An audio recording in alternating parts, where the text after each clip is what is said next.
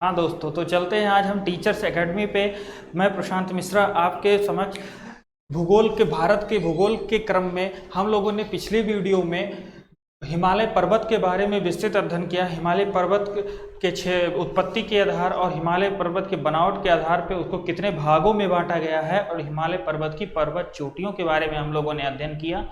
इसके साथ साथ अब हम उसी क्रम में आगे बढ़ते हुए दक्षिण भारत के प्रायद्वीपीय भारत में जो हमारी पर्वत श्रेणियां हैं और पर्वत श्रेणियों के साथ साथ जितने भी हमारी चोटियां हैं दक्षिण भारत की, उनके बारे में भी हम अध्ययन कर लेते हैं। मित्रों, हमने उत्तर भारत का मैप नहीं बनाया है क्योंकि उत्तर भारत का यहाँ पे हमें मेंशन नहीं करना। उत्तर भारत का हम इसके पहले वाली क्लास में उत्तर भारत के हिमालय श्रेणी जितनी थी सारा सब कुछ हम लोग पढ़ चुके हैं। तो अब दक्षिण भारत के बारे में जानते हैं। तो हम लोग दक्षिण भारत का ही मैप केवल हमने बनाया है।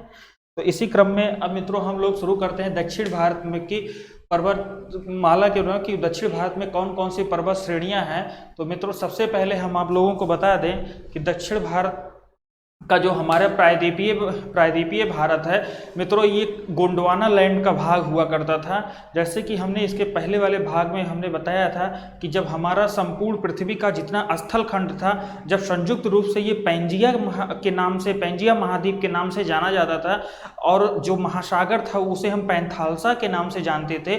तो मित्रों जब पैंजिया महाद्वीप का विखंडन हुआ तो पैंजिया महाद्वीप का जब विखंडन हुआ तो दो भागों में बटा। उत्तर के भाग को हम अंगारा लैंड कहते हैं और दक्षिण का जो हमारा भाग था उसे हम गोंडवाना लैंड कहते हैं। फिर मित्रों गोंडवाना लैंड में भी विखंडन हुआ। गोंडवाना लैंड में जब विखंडन हुआ तो मित्रों हमारे तीन महाद्वीप के जो भाग हैं, जो हमारा विश्व पे दक्षिण अमेरिका महाद्वीप है, दक्षिण अमेरिका महाद्वीप के और अफ्रीका महाद्वीप, और अफ्रीका महाद्वीप से ही टूटकर मित्रों प्रायद्वीपीय भारत का खंड है, ये गोंडवाना का ही भाग है। और जो ऑस्ट्रेलिया महाद्वीप हमारा है मित्रों, ये भी गोंडवाना का ही भाग है। तो गोंडवाना के चार टुकड़े हुए, एक तो मित्रों हमारा दक्षिण अमेरिका महाद्वीप, दूसरा हमारा अफ्रीका महाद्वीप, तीसरा ऑस्ट्रेलिया और चौथा हमारा अफ्रीका महाद्वीप से टूट के ये हमारा प्रायद्वीपीय भारत है। मित्रों ये प्रायद्वीपीय भारत की अगर हम बात करें तो ये अफ्रीका महाद्वीप से टूट के आज भी ये उत्तर पूर्व की तरफ गतिमान है, जो कि हमारे इधर हिमालय पर्वत की ऊंचाई जो दिनों दिन लगातार बढ़ रही है। हर वर्ष अगर देखें तो हिमालय पर्वत की ऊंचाइयां लगातार बढ़ रही हैं, जिसका मेन वजह यही है कि हमारा प्रायद्वीपीय भारत का जो कठोर चट्टाने वाली प्लेट है मित्रों, ये हमेशा उत्तर पूर्व की तरफ गतिमान है, जिसकी वजह से वलन के फलस्वरूप वलित पर्वत जो हिमालय के रूप में जाना जाता है उसका निर्माण अभी भी जारी है। तो अब हम लोग मित्रों देखें कि प्रायद्वीपीय भारत हमारा ये गोंडवाना लैंड का ही भाग है। मित्रों अब हम गोंडवाना लैंड में जितनी हमारी भारत की पर्वत श्रेणियां हैं मित्रों, मुख्यतः अगर हम बात करें तो हमारे ये गोंडवाना लैंड की जो सबसे पुरानी पर्वत श्रेणी है। अच्छा मित्रों एक बात और इसके साथ हम चल चलें कि गोंडवाना लैंड के जो हमारा अगर हम ऊंचाई के हिसाब से बात करें तो मित्रों जब ये हमारा अफ्रीका महाद्वीप से टूट के ये हमारा प्रायद्वीपीय भारत यहाँ पे आया, तो ये जब हमारे यूरोप वाली प्लेट पे मित्रों जब ये अंदर से दबाव बनाया तो इसका मित्रों ये वाला हिस्सा जो पश्चिमी हिस्सा है, एक होता पूर्वी हिस्सा एक पश्चिमी हिस्सा प्रायद्वीपीय भारत का, तो ये पश्चिमी हिस्सा मित्रों थोड़ा उठ गया, जिसकी वजह से ही जो है यहाँ की जो भी नदियाँ हैं मित्रों, इसके भाग ऊंचा होने के नाते यहाँ की जितनी भी नदियाँ हैं वो या तो पूरब की तरफ बह रही हैं या तो उत्तर की तरफ बह रही हैं। मित्रों उत्तर और पूरब की तरफ ढाल जो है, इधर का ढाल उत्तर की तरफ है या पूर्व की तरफ है, और यहाँ पे उठा हुआ भाग होने के नाते इधर नदियाँ जितनी भी प्रायद्वीपीय भारत की हैं वो मित्रों पूर्व की तरफ नहीं निकलती हैं। सिर्फ दो नदियाँ हमारी प्रायद्वीपीय भारत की, सिर्फ दो नदियाँ जो कि नर्मदा और ताप्ती का अगर हम देखें तो वो सिर्फ पश्चिम की तरफ बह के अरब खाड़ी में अपना जल विसर्जित करती हैं, जिसका मेन रीजन यही है कि ये जो दो नदियां हैं ये भ्रंश घाटी से होती हुए बहती हैं मित्रों, मैदान का निर्माण ये नदियां नहीं करती हैं। नर्मदा और ताप्ती नदियां हमारी पश्चिम की तरफ भले बहती हों मगर ये मैदानी भाग से होके नहीं बह पाती हैं मित्रों, न मैदान का निर्माण भी इनके द्वारा नहीं किया जा सकता, क्योंकि ये भ्रंश पहाड़ों को काट के गहरी खाई भ्रंश घाटी जिसे हम कहते हैं मित्रों, भ्रंश घाटी से होके ये बहती है और जो हमारी और प्रायद्वीपीय नदियां हैं गोदावरी, कृष्णा और कावेरी, ये सारी नदियां हमारी पूर्व की तरफ जाके बंगाल की खाड़ी में अपना जल विसर्जित करती हैं, जिसका मुख्य वजह यही है कि मित्रों यहाँ का हमारा जो प्रायद्वीपीय भारत का भाग है ये जो है ऊंचाई के मामले में इधर का भाग पश्चिम ढाल उठा हुआ है, जबकि पूर्वी ढाल पश्चिम की अपेक्षा नीचे है, और उत्तरी भाग भी इसका जो है इधर के प्रायद्वीपीय भारत के इस भूभाग की वजह से थोड़ा ऊंचाई के नाते यहाँ से जो निकलने वाली हमारी सोन नदी है, जैसे कि मित्रों ये पूर्व की तरफ उत्तर की तरफ बहती है, यहाँ ढाल इसका उत्तर की तरफ है।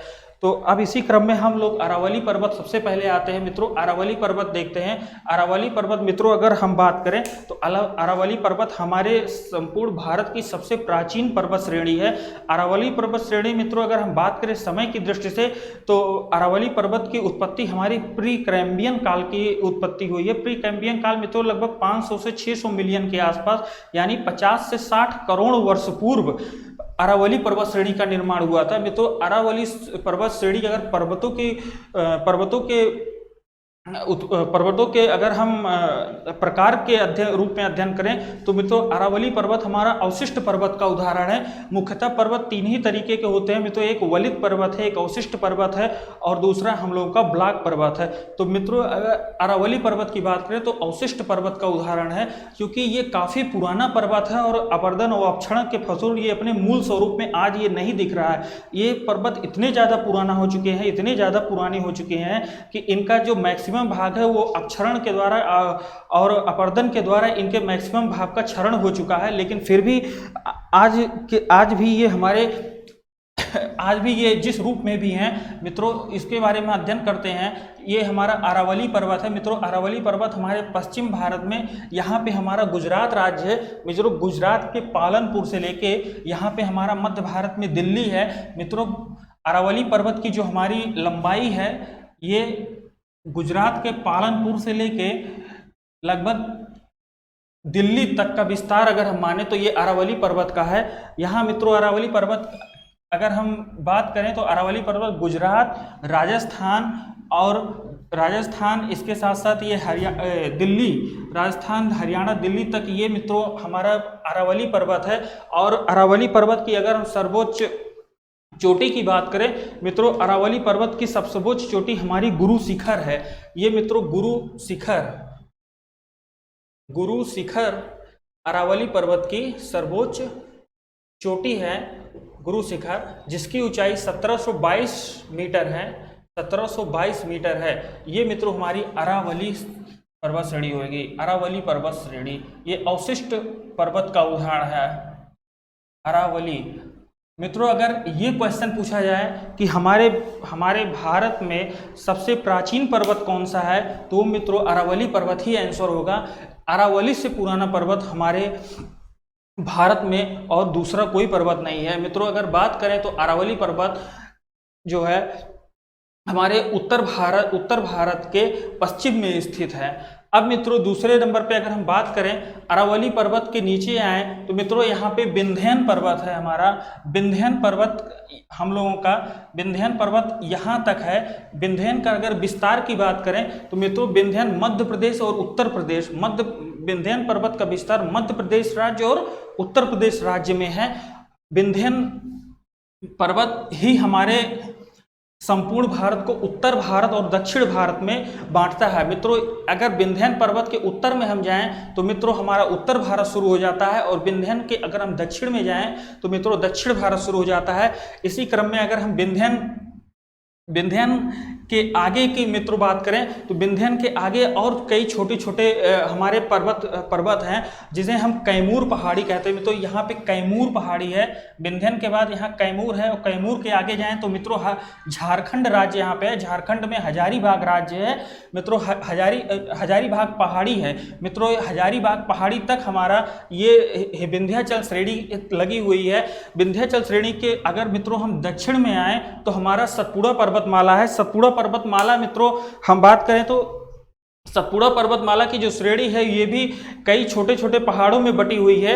अगर हम अध्ययन करें तो मित्रों ये हमारा सतपुड़ा पर्वत है। सतपुड़ा पर्वत के बाद मित्रों अगर हम बात करें तो यहाँ पे हमारा महादेव पहाड़ी है मित्रों, महादेव पहाड़ी है। महादेव के बाद मित्रों यहाँ पे हम लोग का मैकाल पहाड़ी है, मैकाल पहाड़ी, महादेव पहाड़ी, सतपुड़ा, ये मित्रों राजपीपला, राजपीपला, इसके बाद महादेव, इसके बाद मैकाल, और मैकाल के बाद मित्रों अगर हम लोग बात करें तो हमारे राजमहल की पहाड़ी है मित्रों, राजमहल, मित्रों हम लोगों का राजमहल पहाड़ी के बाद अगर बात करें तो यहाँ पे मालदा गैप है मित्रों। मालदा गैप के बाद अगर हम करें तो यहाँ पे हम लोगों का जो मेघालय की गारो खासी जयंतिया है, गारो खासी जयंतिया मित्रों मेघालय में है। ये भी मित्रों प्रायद्वीपीय पठार का ही विस्तार है, जो कि यहाँ पे गंगा नदी के द्वारा मित्रों यहाँ पे एक गैप बनाया गया है मित्रों, यहाँ पे एक गैप बनाया गया, इसे हम मालदा गैप के नाम से जानते हैं। तो मालदा गैप के जस्ट इधर हम अगर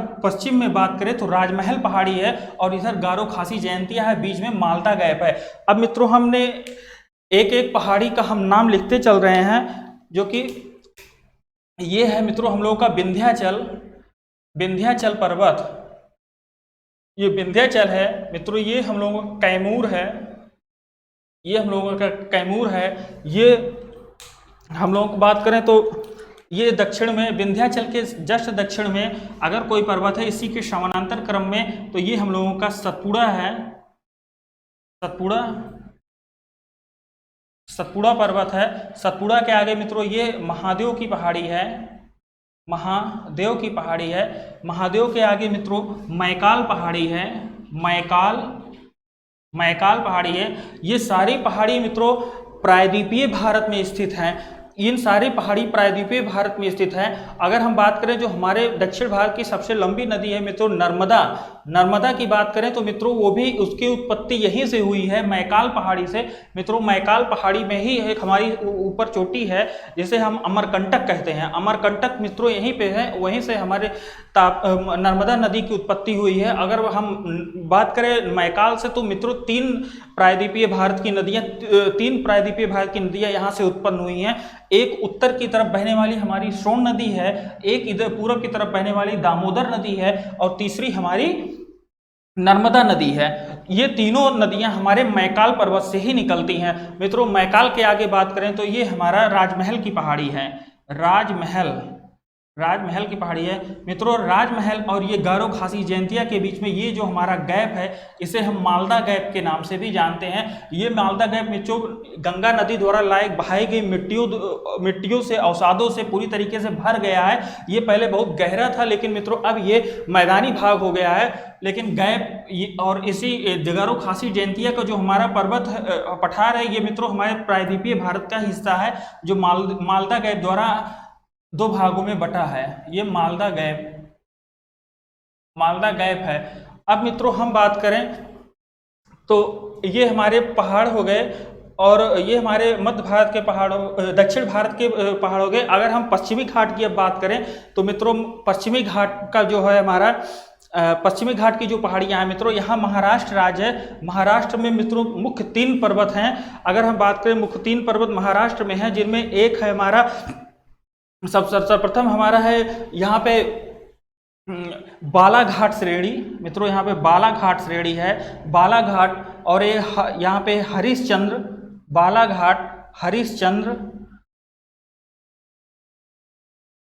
बालाघाट, हरिश्चंद्र,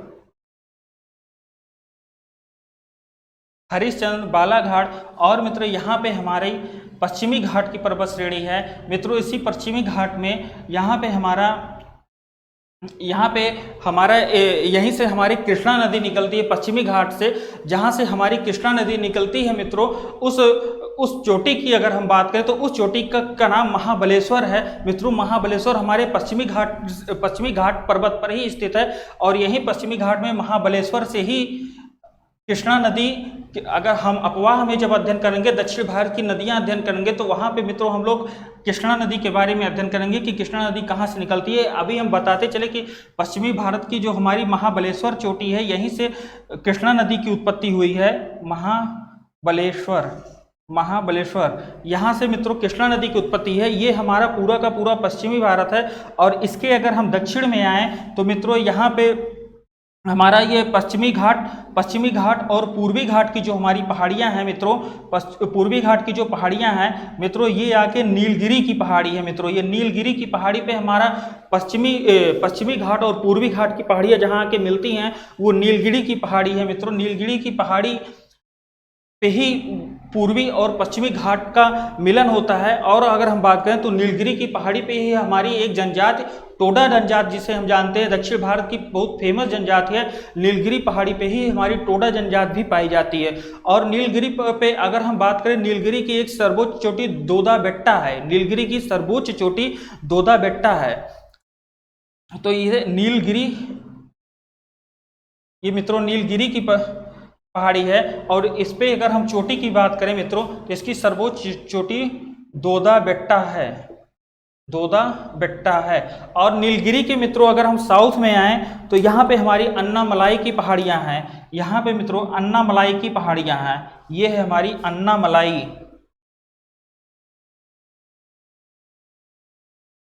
अन्नामलाई की पहाड़ियां हैं। और अन्नामलाई के मित्रों अगर हम दक्षिण में आए तो हमारी एक कार्डामम की पहाड़ियां हैं मित्रों। सबसे दक्षिण में अगर कोई पहाड़ी भारत के प्रायद्वीपीय भारत में सबसे दक्षिण में स्थित है तो वो कार्डामम की पहाड़ियां हैं। कार्डामम की पहाड़ियों पे ही मित्रों हमारे इलायची का उत्पादन सबसे ज़्यादा किया जाता है, इसीलिए उसी इलायची को इंग्लिश में कार्डामम कहते हैं। इसी इलायची के उत्पादन सबसे ज़्यादा पाए जाने के नाते इस पहाड़ी का नाम ही इलायची की पहाड़ी या कार्डामम पहाड़ी पड़ गया है। वो सबसे कार्डामम पहाड़ी हमारी सबसे दक्षिण में स्थित है, कार्डामम पहाड़ी।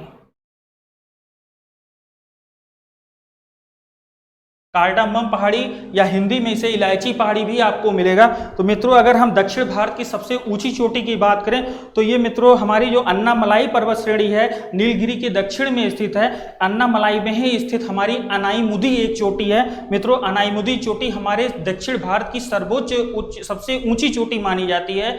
अगर दक्षिण भारत की सबसे ऊंची चोटी मानी जाए तो मित्रों वो हमारी अन्नामलाई पर्वत श्रेणी पर स्थित अनाईमुदी चोटी है मित्रों। हम यहाँ पे अनाईमुदी चोटी लिख दे रहे हैं जो दक्षिण भारत की सर्वोच्च चोटी है, इसे आप लोग ध्यान में रखिएगा। अनाईमुदी, अनाईमुदी चोटी दक्षिण भारत की सर्वोच्च चोटी है और ये अन्नामलाई पर्वत श्रेणी पे स्थित है, ना कि नीलगिरी। नीलगिरी की जो सर्वोच्च चोटी है वो मित्रों दोदा बेट्टा है। अगर इनकी हम लोग ऊंचाई की बात करें तो मित्रों इनकी ऊंचाई में भी अनाईमुदी और दोदा बेट्टा की ऊंचाई में बहुत ज़्यादा फर्क नहीं है, थोड़ा ही फर्क है मित्रों। 2637 मीटर, 2637 मीटर दोदा बेट्टा की ऊंचाई है और 2695 मीटर ये हमारी अनाईमुदी पहाड़ी की चोटी की, अनाईमुदी चोटी की ऊंचाई है। तो मित्रों देख रहे हैं यहाँ पे और यहाँ पे ऊंचाइयों में ज़्यादा अंतर नहीं है, कुछ ही डिजिट का अंतर है। तो लगभग दोनों पहाड़ियाँ बराबर हैं। अब मित्रों ये पश्चिमी भारत के बाद हम पूर्वी भारत पे आए मित्रों। पूर्वी भारत की अगर हम पहाड़ी की बात करें तो यहाँ पर हम लोगों के आंध्र प्रदेश में नल्लामलाई पहाड़ी स्थित है। नल्लामलाई पहाड़ी स्थित है। नल्लामलाई पहाड़ी के मित्रों अगर हम दक्षिण में आए तो नल्लामलाई पहाड़ी के दक्षिण में जवादी और सेवराय पहाड़ी स्थित है मित्रों। यहाँ पे जवादी पहाड़ी स्थित है, जवादी और यहाँ पे सेवराय, जवादी पहाड़ी के दक्षिण में सेवराय पहाड़ी स्थित है। ये मित्रों हम लोगों के लगभग तमिलनाडु में स्थित है जवादी और सेवराय पहाड़ियाँ। और अगर हम बात करें तो सेवराय पहाड़ी तमिलनाडु के ये सलेम जिले में स्थित है। सेवराय पहाड़ी हमारे तमिलनाडु के सलेम जिले में स्थित है। अब मित्रों हम लोगों ने दक्षिण भारत की लगभग सभी पर्वत श्रेणियों का अध्ययन कर लिया, जो कि विंध्याचल, सबसे अगर हम उत्तर में बात करें तो अरावली पर्वत श्रेणी, अरावली के बाद मित्रों हम बात करें विंध्याचल श्रेणी, विंध्याचल के फिर पूर्व में जाएं तो कैमूर है, कैमूर के अगर हम पूर्व में जाएं तो ये मित्रों हमारी हजारीबाग पर्वत है। हजारीबाग मित्रों ये हम लोगों के झारखंड राज्य में स्थित है, ये झारखंड राज्य में स्थित है। और अगर हम विंध्याचल की बात करें तो ये हमारे महाराष्ट्र और उत्तर प्रदेश, कुछ भाग विंध्याचल पर्वत का उत्तर प्रदेश में भी स्थित है।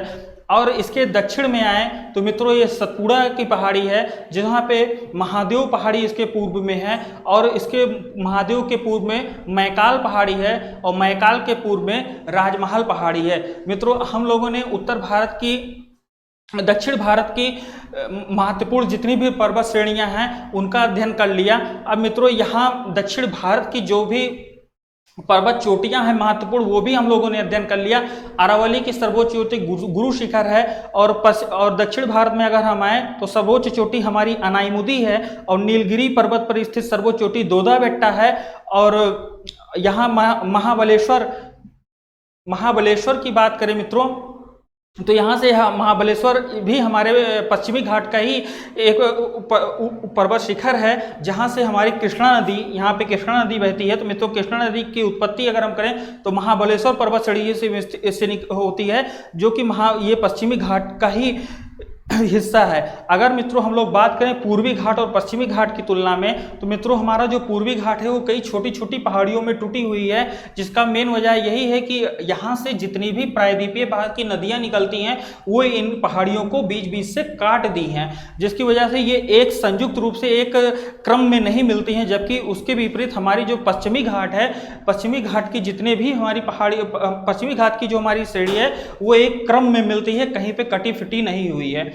और पश्चिमी घाट की अगर हम बात करें तो हमारा जो पूरा प्रायद्वीपीय भारत है ये हमारे अफ्रीका महाद्वीप से ही टूटकर अलग हुआ है, जिस कारण मित्रों यहाँ पे अगर हम बात करें तो ये पश्चिमी घाट का जो हमारा पर्वत है ये एक खड़ी कगार की तरीके से है। मतलब खड़े कगार का मतलब ये है मित्रों, जैसे हमारा अफ्रीका महाद्वीप से ये जब सटा हुआ था गोंडवाना में, मित्रों गोंडवाना लैंड का ही भाग है, जब ये सटा हुआ था प्रायद्वीपीय भारत और अफ्रीका महाद्वीप, तो मित्रों बीच से टूट के ये हिस्सा निर्मित हुआ है, जिस कारण यहाँ पे हम लोगों को पहाड़ का ये खड़ी ढाल है। ये है हमारा पश्चिमी भारत, ये काफ़ी ऊंचाई पर है, और यहाँ पे मित्रों डायरेक्ट सीधे जो है अरब खाड़ी स्थित है, यहाँ पे ढाल हमें देखने को नहीं मिलता है, जिसकी मेन वजह यही है कि ये कभी हमारे अफ्रीका महाद्वीप का ही हिस्सा हुआ करता था। अफ्रीका महाद्वीप से टूट के ये हमारा पश्चिमी घाट निर्मित हुआ है।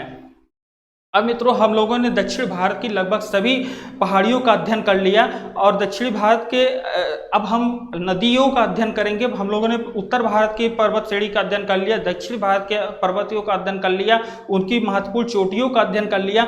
अब मित्रों हम लोग एक एक करके अपने पूरे भारत के अपवाह तंत्र में उत्तर भारत की नदियाँ और दक्षिण भारत की नदियाँ का 2 वीडियो में अलग अलग अध्ययन करेंगे। तब तक मित्रों हम लोग ये सारे पर्वत श्रेणियों की चोटियां और पर्वत श्रेणियों के क्रम को बारी बारी से बार बार अध्ययन करके इसे ध्यान बनाए रखेंगे, क्योंकि इनका क्रम पूछा जाता है। मित्रों ये पश्चिम से पूरब का क्रम क्या है, पूरब से पश्चिम का क्रम क्या है, कौन किस पर्वत के उत्तर में है, कौन किस पर्वत के दक्षिण में है, यहाँ क्रम से लेके कई क्वेश्चन पूछे जाते हैं। मित्रों सतपुड़ा की अगर हम बात करें तो इसके जैसे पूर्व में महादेव है, महादेव के पूर्व में मैकाल है, मैकाल के पूर्व में राजमहल है। तो मित्रों ये इसका क्रम कई बार अलग अलग परीक्षाओं में पूछा गया आता है, तो इसलिए हम इनका क्रम हमेशा क्रम को बार बार वीडियो देख के लिख के मैप के जरिए हम लोग इसको याद रखेंगे। अब हम मित्रों नेक्स्ट वीडियो में हम लोग अपवाह तंत्र का अध्ययन करेंगे।